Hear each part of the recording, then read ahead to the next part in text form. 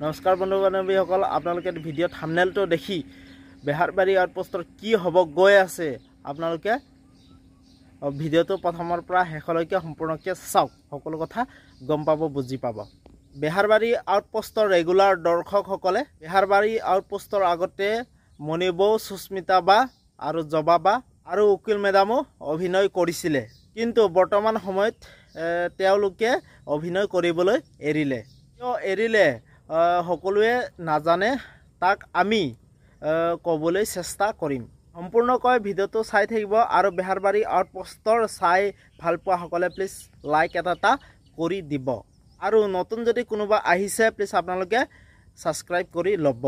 বলক ভিডিঅ'টোৰ মাজলৈ।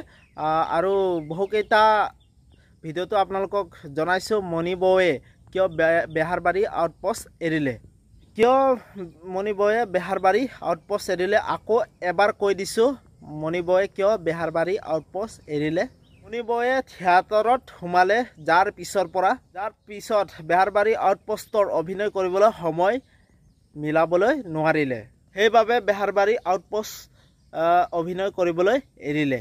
কিন্তু বৰ্তমান সময়ত SSR হওক বা বিউটি বাইলুঙে হওক বেহাৰবাৰী আউটপোষ্টলৈ পুনৰ এবাৰ ঘূৰি আহিছে। ঠিক তেনেদৰে আকৌ বেহাৰবাৰী আউটপোষ্টলৈ আকৌ এবাৰ ঘূৰি আহিব পাৰে। যদিহে ইয়াৰ বিষয়ে খবৰ পাওঁ সকলোতকৈ আগত দিবলৈ চেষ্টা কৰিম। এতিয়া আহিছোঁ বেহাৰবাৰী আউটপোষ্টৰ জবাবাই কিয় বেহাৰবাৰী আউটপোষ্ট অভিনয় কৰিবলৈ এৰিলে। এতিয়া বেহাৰবাৰী আউটপোষ্টত আগতে অভিনয় কৰিছিল জবাবাই, আকৌ ভাইমনদাৰ চিনেমাত তেওঁ অভিনয় কৰিছে। আকৌ পৰৱৰ্তী সময়ত বেহাৰবাৰী আউটপোষ্টলৈ তেওঁ ঘূৰি আহিব পাৰে।